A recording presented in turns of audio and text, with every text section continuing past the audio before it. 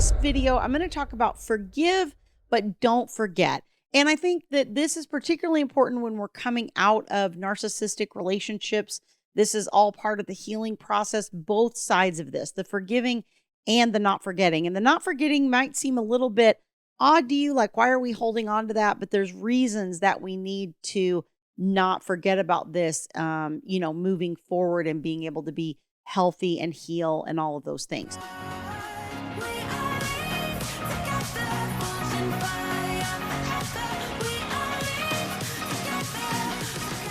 So before I dive into this topic, let me just remind you, if you like this content and find the videos helpful, don't forget to hit like on this video and also subscribe to the channel so that you get notified as new videos are released. And as always, feel free to share it on social media.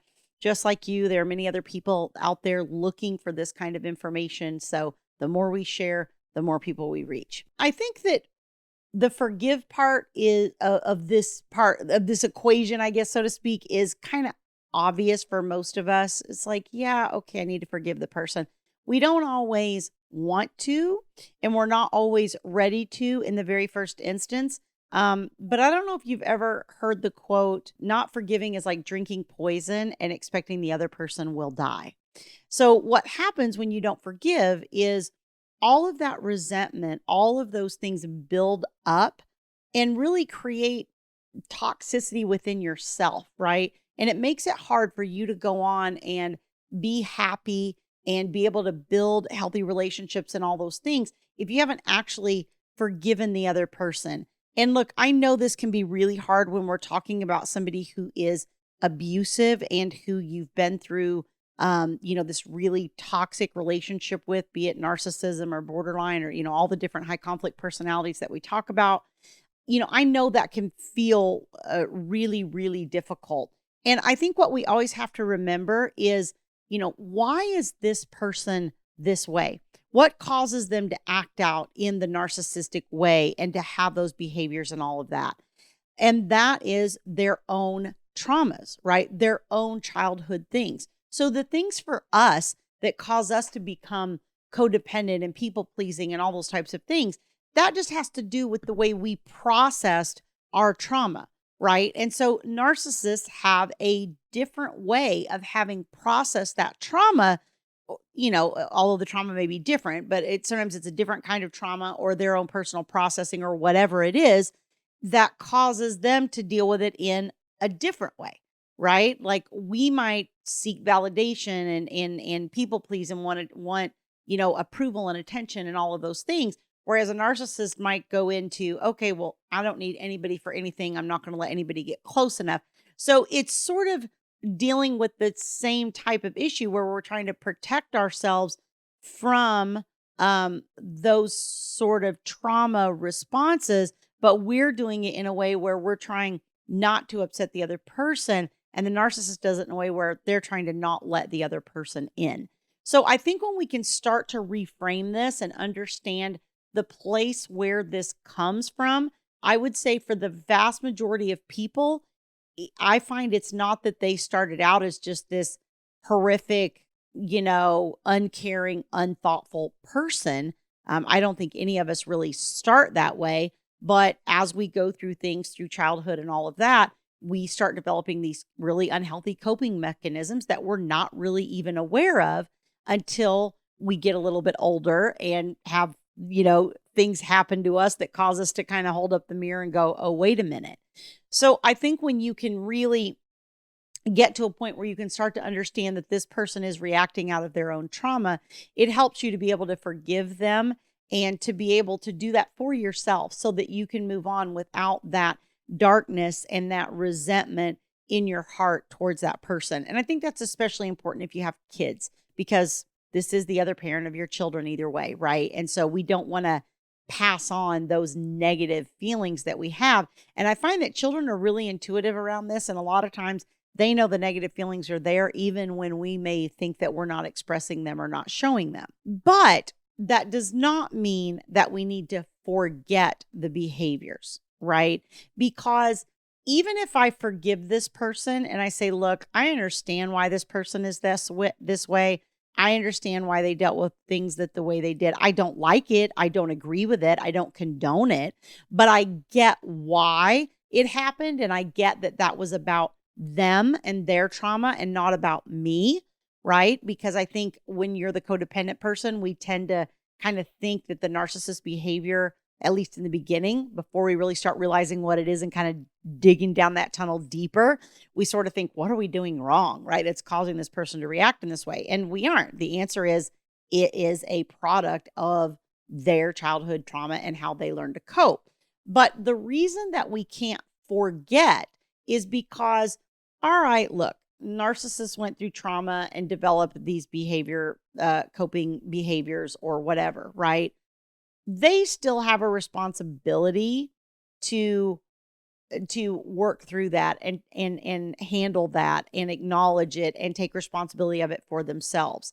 Okay. If they're not willing to do that, and I'm guessing yours isn't, or you wouldn't be watching this, but if they're not willing to do that, then we have to maintain boundaries in order to be able to have our own emotional protection and our own space for healing. I can't repeatedly subject myself to those abusive behaviors. Okay. And so that's the part where you can't forget. It's like, I understand why you're doing what you're doing and why you have the reactions that you do. And I'm sorry for you. And I hate that your life has been such that this is what developed for you. But having said that, I am not required to subject myself to ongoing abuse just because I have sympathy or understanding for where it originated for you, right? We each have our own personal responsibility for our own happiness and well-being, and to make sure that we're not putting our things on other people to the extent possible. And that does involve holding up the mirror and examining your part in it. And I think sometimes when we first come out of the narcissistic relationship, our tendency a lot of times is to blame that other person. And while I understand that other person did things and was abusive and whatever, the question becomes, why am I in this kind of relationship? Why did I feel the need to seek validation in this way or allow this person to treat me this way? Or, and all of that goes back to our own childhood trauma, right? And why we tolerated this kind of behavior. And the way that you know that you're healing more is you start attracting healed mates, right? And not these type of damaged narcissistic people. Now, again, we all have things, and I'm not saying that you should look for somebody that, never had trauma. If you find that person, you call me up and let me know, because as far as I know, that person doesn't exist. We all have some level of trauma from childhood and or life experiences and whatever the thing was that caused it. But we do have to very much, start to take responsibility for ourselves and try to work through those things. And when we do that, we will start to bring into our lives people who are also working on those things, right? And who are trying to be the very best healed version of themselves that they can possibly be. I talk about my late husband a lot on the channel. You go further back, you'll see him. We used to do this jointly together. And one of the things he said to me on our very first date is, I just want a healthy relationship, and we had both just come out of very unhealthy, very toxic marriages. And so that healing process was something we were both very actively working towards for quite a while when we met. And then we continued to work towards, more and more healing as our relationship progressed. And I think that's one of the reasons that we were successful in our second marriages, is because we were willing to put in that work and we were willing to take responsibility for our parts and go, okay, well, how did I contribute to this whole situation? Because blaming the narcissist for their contribution to it, is fine in one sense, but that doesn't help you, right? That doesn't help you keep from attracting another narcissist, which is what you'll do. You'll replay it out and you'll do the same thing again until you figure it out. Because until you get that level of healing in your own codependency, you cannot attract another healed person. And I can hear you on the other side of the camera going, Tammy, I'm not trying to attract anybody. And that's fine.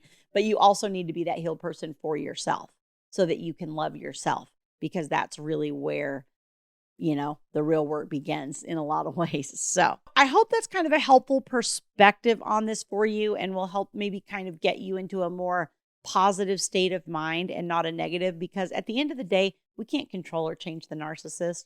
All we can do is go on our own self-love, healing journey and try to do that the best we can so that we can find happiness post this very toxic and often abusive relationship. If you'd like help with this and you'd like this kind of support on this journey of pulling all this apart, figuring out what your pieces are, trying to rebuild your life, trying to deal with the narcissistic person that's there and drawing those boundaries so that you can continue to protect your own well-being, you can go to divorceuniversityonline.com/VIP-coaching.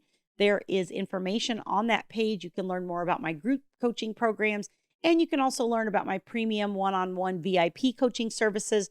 I always say those are for people who are either at the beginning of a very, very difficult journey and know that they need that high level of support. You've got custody evals, you've got attorney for the children, you've got therapists, and sometimes there's domestic violence issues involved, and all of those kinds of things usually will lend themselves to a higher level of support. So you can go there to learn more about that, and I will see you guys next time.